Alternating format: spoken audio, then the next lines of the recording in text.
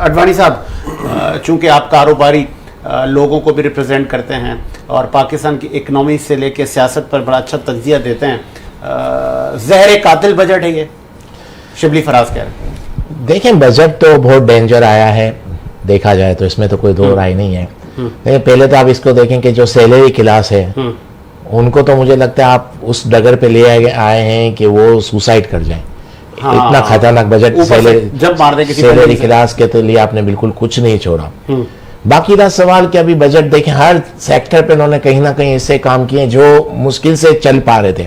एक आपको एग्जांपल दूं मैं, अभी रियल एस्टेट के हवाले से, रियल एस्टेट ऑलरेडी बिल्कुल तबाह हो गया है हमारे पास ये काम, यानी देखा जाए तो पिछले 3-4 साल से बहुत ही बुरे हालात हैं, इसमें तो कोई दो राय नहीं है।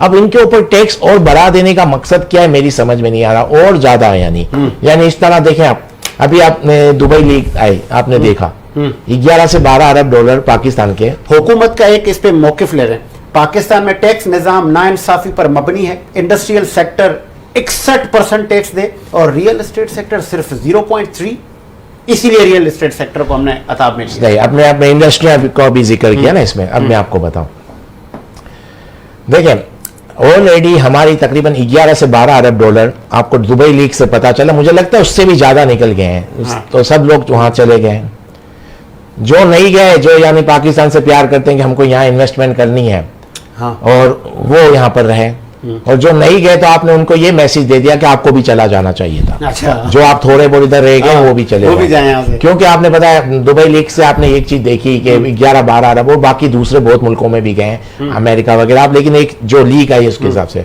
तो यानी आपने ये मैसेज दिया कि भाई आप क्यों नहीं चले गए, चले गए। अब जो वहां चले गए, जो वहां पर इन्वेस्टमेंट की, दुबई में प्रॉपर्टी कहां से कहां पहुंच गई, आपको ये चीजें भी तो देखनी है ना, कहां से कहां पहुंच गई। तो जो गए उनका, वो अगर एक वक्त ये भी सोचे कि हमको आना था कि नहीं आना था, तो बोलेंगे अच्छा वो हम लोग आए। रियल एस्टेट सेक्टर की आपने बात की, कल चेयरमैन आबाद आसिफ समसम लाइन पे थे, वो कह रहे हैं हम बेबस हैं। देखें, वो बात अलग है कि बेबस तो यानी पाकिस्तान में सब बेबस हैं, शहबाज शरीफ खुद बेबस है, तो आसिफ भाई की क्या बात करें, छोड़ें। अच्छा। हाँ, शहबाज शरीफ बेबस नहीं है, बेबस तो सब है, लेकिन बात ये नहीं है। बात ये है कि रियल एस्टेट के हवाले से मैं कह रहा था, फिर आपने जब इससे कनेक्ट किया इंडस्ट्री को, तो देखिए रियल एस्टेट के काम के साथ तकरीबन 40 से 50 इंडस्ट्रियां जुड़ी हुई हैं। ठीक है। अगर आप समझते हैं कि रियल एस्टेट का काम अगर यहाँ कम हो जाए या बंद हो जाए तो कितनी इंडस्ट्रियां अफेक्टेड होंगी आपको पता है।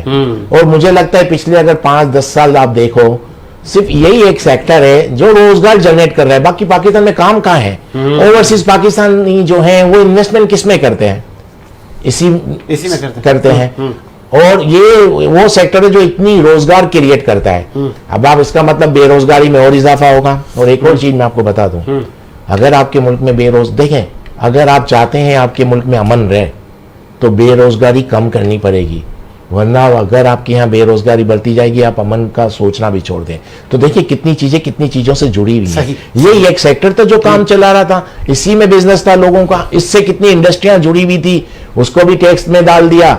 मुझे लगता है कि जब आप रियल एस्टेट को खत्म कर देंगे तो पाकिस्तान में बाकी तो कोई बिजनेस है ही नहीं। एक ही बिजनेस हो रहा था, उसको भी आपने टारगेट कर दिया। जो 11 अरब डॉलर चले गए हैं, बाकी जो पड़े हुए हैं 11-15 अरब, वो भी अल्हम्दुलिल्लाह आप निकल ही जाएंगे। मुझे नहीं लगता कि इस मुल्क में कोई अभी इन्वेस्टमेंट करे इस बजट के बाद।